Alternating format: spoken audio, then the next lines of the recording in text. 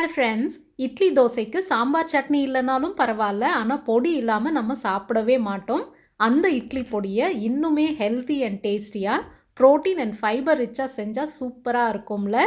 கொள்ளு இட்லி பொடி டயபெட்டிஸ்க்கு, weight loss and கொலஸ்ட்ராலுக்குமே ரொம்ப நல்லது. எப்படி செய்கிறதுன்னு பார்ப்போம். பேன் நல்லா சூடானதும் அரை கப் உளுந்து சேர்த்து நல்லா ட்ரை ரோஸ்ட் பண்ணிக்கோங்க. சிம்மில் வச்சு செஞ்சால்தான் ஈவனாக ப்ரௌன் ஆகும்.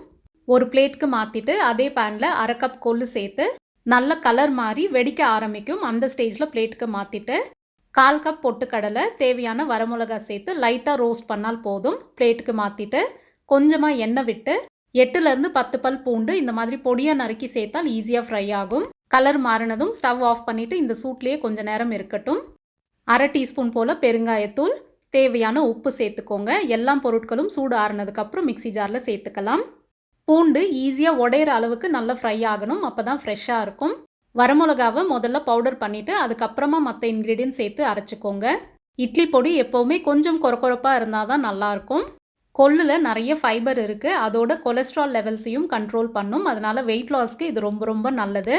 நம்ம சேனலில் நிறைய இட்லி பொடி ரெசிபீஸ் இருக்குது, லிங்க் எல்லாமே டிஸ்கிரிப்ஷனில் கொடுத்துருக்கேன். கொள்ளு இட்லி பொடியை கண்டிப்பாக ட்ரை பண்ணி பாருங்கள். மறக்காமல் வீடியோக்கு ஒரு லைக் பண்ணிவிட்டு உங்கள் ஃப்ரெண்ட்ஸ் அண்ட் ஃபேமிலிக்கும் ஷேர் பண்ணுங்கள். Take care and stay safe.